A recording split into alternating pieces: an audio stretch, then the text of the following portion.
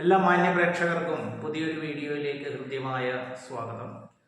2025 March 29 ശനി രാശിമാറ്റം നടത്തുകയാണ്. ശനിയുടെ രാശിമാറ്റം അത് യൂട്യൂബിലും മറ്റും കണ്ടിട്ട് വലിയ ദോഷങ്ങളാണ്, ജീവിതമേ നഷ്ടപ്പെട്ടു എന്നുള്ള രീതിയിൽ പല പ്രേക്ഷകരും വിളിക്കുന്നതിൻ്റെ അടിസ്ഥാനത്തിലാണ് ഇത്തരം ഒരു വീഡിയോ ചെയ്യുന്നത്.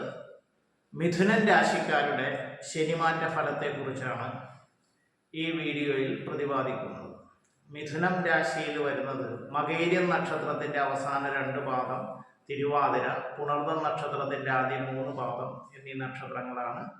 ഈ രാശിക്കാരെ സംബന്ധിച്ചിടത്തോളം ഇപ്പോൾ അവർക്ക് ഭാഗ്യസ്ഥാനമായ 9 കുംഭൻ രാശിയിൽ നിൽക്കുന്ന ശനി ഗ്രഹചാരം നടത്തുന്നത് 10ലേക്കാണ്. 10 എന്ന് പറയുന്നത് കർമ്മസ്ഥാനമാണ്.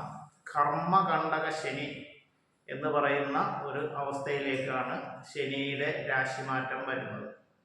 ഇപ്പൊ കർമ്മസ്ഥാനത്ത് ശനി വന്നു കഴിഞ്ഞാൽ പൊതുവേയുള്ള ഫലം എന്ന് പറഞ്ഞു കഴിഞ്ഞാൽ തൊഴിൽപരമായിട്ടുള്ള തടസ്സങ്ങളും പ്രയാസങ്ങളും ബുദ്ധിമുട്ടുകളും ധനനഷ്ടങ്ങളും ഒക്കെ പൊതുവിൽ അനുഭവിക്കേണ്ടതായിട്ട് വരും എന്നുള്ളതാണ് എടുത്ത് പറയേണ്ടത്.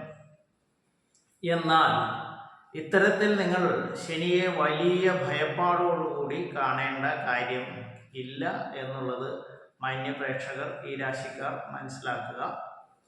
എന്തെന്നാൽ ശനി ഇപ്പോൾ ഗ്രഹചാരം ചെയ്തിരിക്കുന്നത് കുംഭൻ രാശിയിൽ നിന്നും മീനൻ രാശിയിലേക്കാണ്.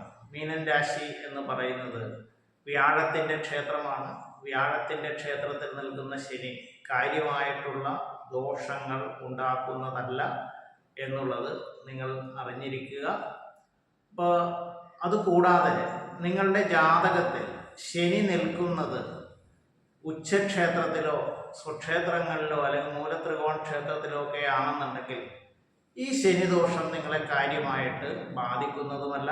കൂടാതെ നിങ്ങളുടെ ജാതകം പരിശോധിച്ച്, ഈ രാശിക്കാർ അവരുടെ ജാതകം പരിശോധിച്ച് അവർക്ക് നല്ല ദശാകാലങ്ങളോ അപഹാരകാലങ്ങളോ ഒക്കെ ആണെന്നുണ്ടെങ്കിൽ ഈ ദോഷം കാര്യമായിട്ട് ബാധിക്കുന്നതുമല്ല എന്ന് മനസ്സിലാക്കുക. ശനിദോഷ പരിഹാരത്തിനായിട്ട് ശനിയാഴ്ചകൾ ശാസ്താവിൻ്റെ നടയിൽ എള്ളുതിരി തെളിക്കുക, ശിവക്ഷേത്ര ദർശനം നടത്തി പ്രാർത്ഥിക്കുക, ഹനുമാൻ സ്വാമിയെ പ്രാർത്ഥിക്കുക. എവിടെയെങ്കിലും ഒരു സ്ഥലത്ത് പോയാൽ മതി, എല്ലാ സ്ഥലത്തും ഒന്നും പോയി ചെയ്യേണ്ട കാര്യമില്ല. അങ്ങനെ പ്രാർത്ഥിച്ച് മുന്നോട്ട് പോവുക. അപ്പോൾ നിങ്ങൾ ഈ കണ്ടകശനി വരുന്നു എന്ന് കരുതിയിട്ട് വിഷമിക്കേണ്ട കാര്യമൊന്നുമില്ല. കാര്യങ്ങളൊക്കെ മനസ്സിലാക്കുക. അപ്പോൾ തൊഴിൽപരമായിട്ടുള്ള മേഖലകളിൽ കൂടുതൽ ശ്രദ്ധ ചെലുത്തുക. ഏത് കർമ്മ മേഖലയുമായിട്ട് ബന്ധപ്പെട്ട് പ്രവർത്തിക്കുന്നവരും ഈ സമയത്ത് കർമ്മരംഗത്ത് കൂടുതൽ ശ്രദ്ധിക്കുക. അശ്രദ്ധകൾ വരാതെ നോക്കുക. അവരവരുടെ ഉത്തരവാദിത്വങ്ങൾ അവരവർ തന്നെ ചെയ്യുക.